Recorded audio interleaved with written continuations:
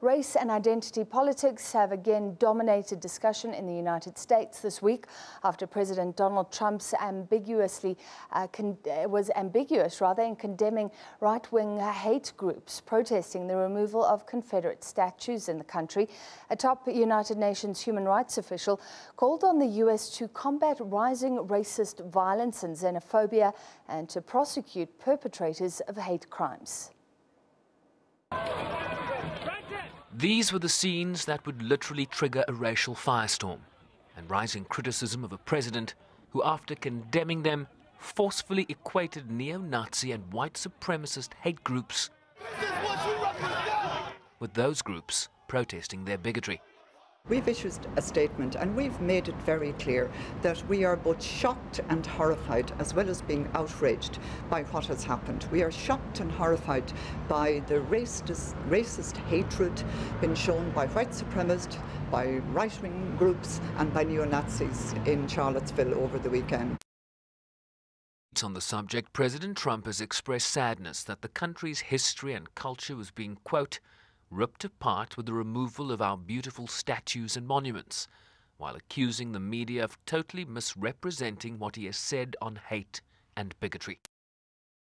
On one side that was bad, and you had a group on the other side that was also very violent. And nobody wants to say that, but I'll say it right now. Business executives balked, with CEOs and union leaders resigning en masse from 2 presidential business councils, forcing the president to disband both. Protests have erupted nationwide, but also in capitals around the world. I'm from Virginia, and so this is really personal for me. I've lived in Berlin for the last 2 years, and it's been disgusting and very hard to watch the direction my country has been going while I've been away. And so I think it's important to get involved in any way that we can in the country that we live in and support those causes and values wherever we can. The last election has really shown that, and even before the election, I mean, race is an issue in America still, and it will continue to be. I think that's only increasing under the current president.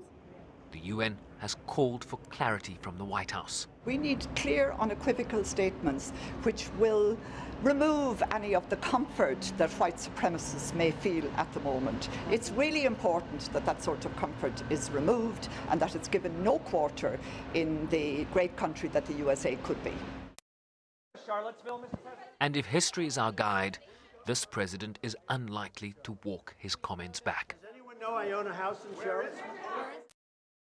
Only be described as a dark week for the country, there were moments when the best of America came to the fore. For example, when thousands gathered at an impromptu candlelit vigil in Charlottesville on Wednesday night, singing songs like We Shall Overcome and Amazing Grace. And while many here look to this President of the United States for moral leadership, he remains a divisive figure in a country in desperate need of greater unity. Bryce-Peace, SABC News, New York.